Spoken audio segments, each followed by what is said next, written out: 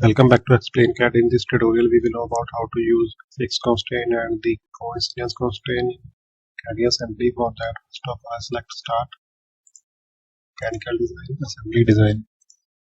Now here select Existing Component and select Product 1. I select this rod, select Open. Again I select Existing Component, select Product 1. This time I select Plate. Now select Manipulation, select this plate, move it.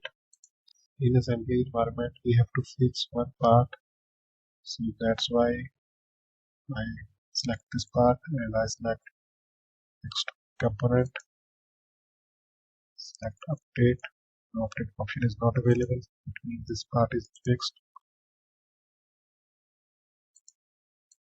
This sign indicates that part is fixed.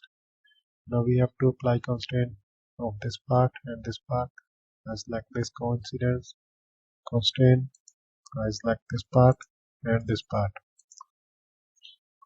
See here, this is concentric sign is appear here, but in this view we are not, the coincidence constraint applying is not visible. For that, select here update.